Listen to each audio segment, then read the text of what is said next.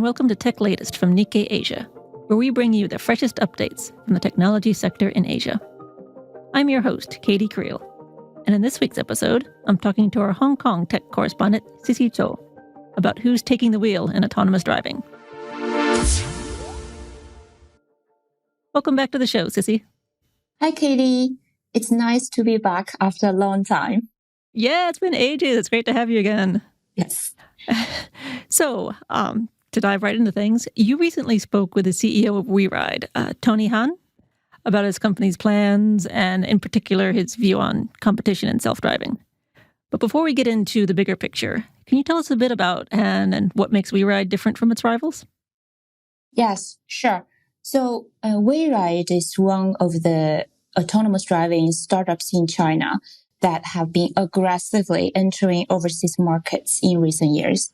And compared to rivals, WeRide's projects are more diversified, I would say, as they used to be pretty strong in robobuses. So besides robotaxis, WeRide has robobuses, robovans, and robo-sweepers.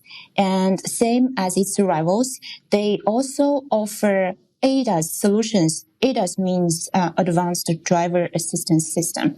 So, and also in the third quarter, compared to rival Pony AI, whose loss widened by around 45%, WeRide's loss actually greatly narrowed. And that indicated WeRide has wider use scenarios and more diversified commercial operations. They're approaching economy of scale. Yes.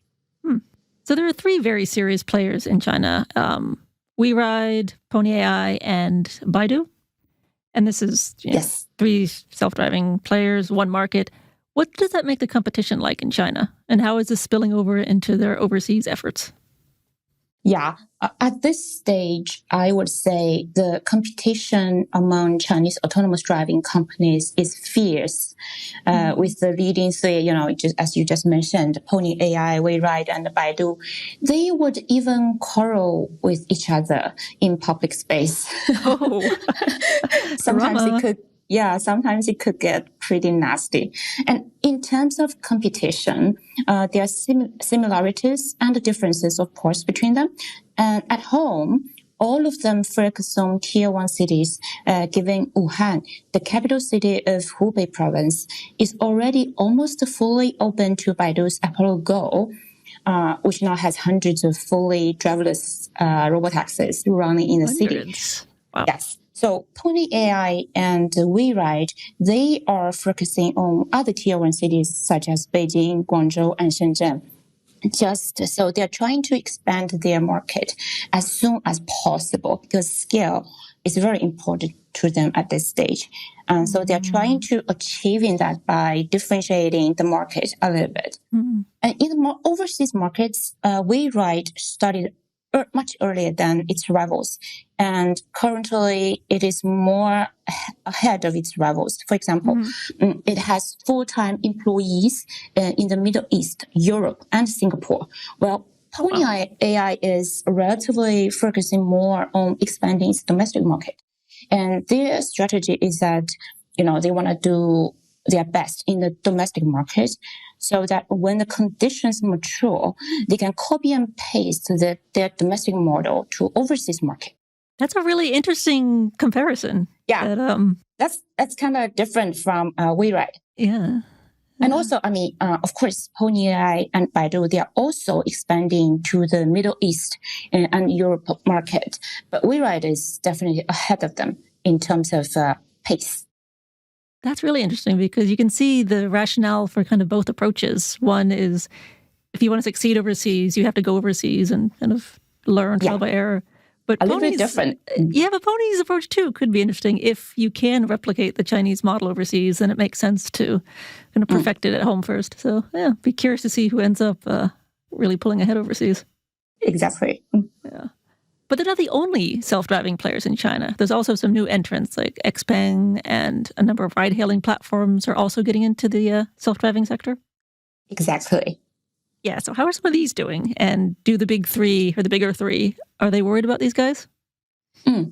So besides the three, so new entrants such as XPeng, the EV maker, they just announced in October. They announced in November that their plans to launch three self-developed robotaxi models and begin trial operations next year.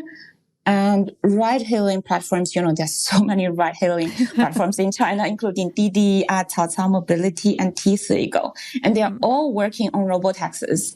So for those new entrants, Tony Han told me that he doesn't think they would pose a threat to them, because to him, it would take years to build up the required technology and even much longer to complete road testing, trial operations, as well as obtain operational permits. So, during that period, when those, new entrants, when the time comes, when those new entrants got approval, companies like WeRide, they would have made another milestone in technology breakthrough and market expansion. That is his theory. That if he keeps progressing, then he'll always be one step ahead, basically. Mm-hmm. Yes. Okay. Interesting. I guess it all depends on how quickly these newcomers can overcome the challenges that maybe it did take Baidu or WeRide, so many years. But if they can find new ways to maybe advance more quickly, then he might have to reconsider his opinion. Yeah, let's see what happens. Currently, though, so what are some differences between the different Chinese self-driving players in terms of, for example, fleet size or their scope of commercial operations? Yeah, you know what? So very interestingly, both James Peng, a founder of Pony AI, and Tony Han, founder of WeRide, previously worked for Baidu's autonomous driving unit. Small world. Yes. So currently, Baidu has a fleet of over 1,000. What I heard is actually their fleet size has reached around 2,000. Yes. So they are the largest among the three. But Pony AI is also aiming to expand its fleet to over 3,000 by end of next year, while WeRide is aiming to expand its fleet size to 2,000 to 3,000 by the end of next year. So all of them are quickly evolving. And among the three, Pony AI appears to be the one that mostly emphasizes on its level 4 technology. So level 4 means fully driverless operation in approved areas. And so Pony AI doesn't work on level 2. Level 2 means partial automation with human supervision. WeRide works on that. So that means WeRide collaborates with some automakers in mass producing vehicles. Oh, interesting. So not just for robotaxis, but for other... Yes. Okay. Yeah. And also for Baidu, compared to Pony AI and WeRide, it's like a much bigger company, right? And then Pony AI and WeRide are still kind of startup. So that means Baidu has more advantages in commercialization because it's in a better position to find partners and facilitate, with governments. But does that mean they will definitely win over Pony and WeRide? I don't think that's 100% because, for example, Baidu's joint EV with Geely actually has failed. So you never know what will happen in the future. Yeah. Strengths don't always translate to success. You mentioned Baidu's has a bit of an advantage in working with the government or relations with. What is the regulatory situation like in China? Is Beijing overall supportive of the sector? I remember, actually, speaking of Baidu, it did have some incidents involving its Apollo Go in the past few years. Yes, exactly. So in general, China is quite supportive of the sector because autonomous driving is seen as one of the key sectors in the US-China tech race. In tier 1 cities, including Beijing, Shenzhen, and Guangzhou, Shanghai is a little bit slow in this sector, or maybe slow is not the right word. I would say Shanghai is more cautious. But anyway, Beijing, Shenzhen, and Guangzhou, they have been quite supportive, and until Baidu had some incidents, in the past 2 years, including one of its robotaxi plunged into a deep construction pit in August.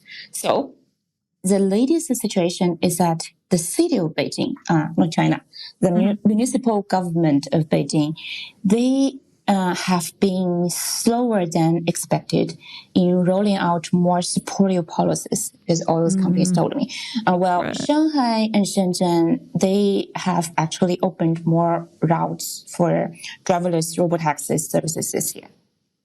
So making some progress. So the focus on tier one cities, obviously, I guess that's because of wanting to get to kind of a bigger scale more quickly. But is that harder than focusing on maybe smaller cities where the traffic is less demanding or it's less technology challenging?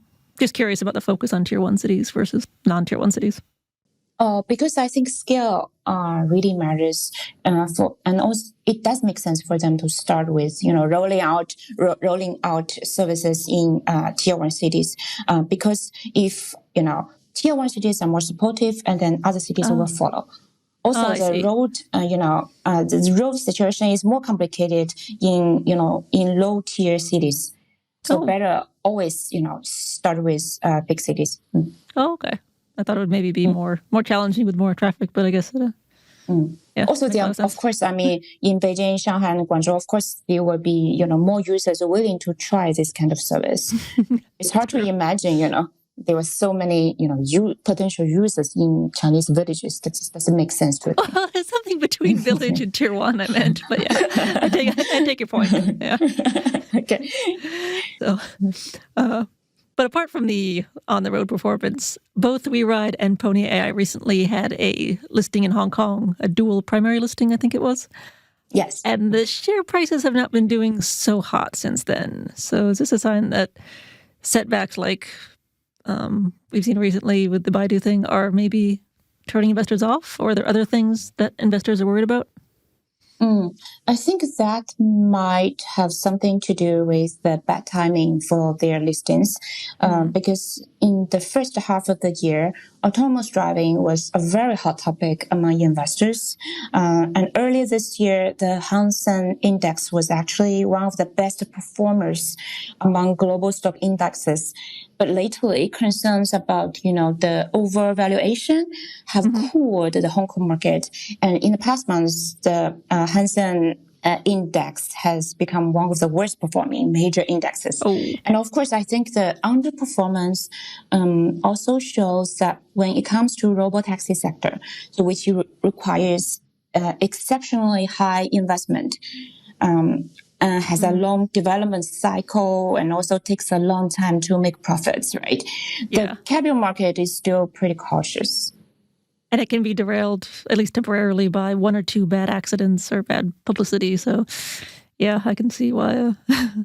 Yes. You mentioned earlier that self-driving is one of the kind of fronts in the U.S.-China tech showdown. How worried are Chinese players like WeRide about Washington's crackdown on U.S. tech and not exporting the best chips, for example, to China or keeping Chinese technology off of U.S. roads? Oh, yes. I have actually asked this question to all of the senior executives from these companies. And what they told me currently, and that the chips they are using are not subject to the U.S. export control, but due to the unpredictability of the Trump administration. So they're also looking for potential domestic alternatives. And in the worst scenario, if Trump one day imposes restrictions on more chips, they will also try to source from, countries like South Korea, Singapore, and even Japan. So as a Chinese saying goes, as virtual rises 1 foot, vice rises 10. So they are actually pretty confident that they will be able to cope with the restrictions, as there is always a way out. Okay. So they're confident they can be flexible and adapt, which, considering what we've seen in other tech sectors in China. Exactly. Not super worried. Yeah. So speaking of the U.S. again, Waymo has one of the largest taxi fleets in the world, if not the largest. And it says it plans to enter Japan, the UK. We got Tesla's rolling out to varying degrees of success its own service. What's your take on the competitive landscape in overseas markets? Yeah, that is interesting. I think that is a very interesting question that all those Chinese players would ultimately have to face, right? And I think on the one hand, Chinese companies started overseas expansion much earlier than the US rivals, which is a fact.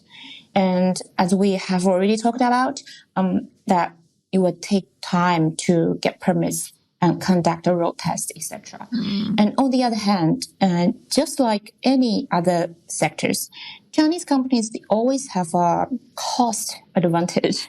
And I believe that they will compete through lower prices when that day comes.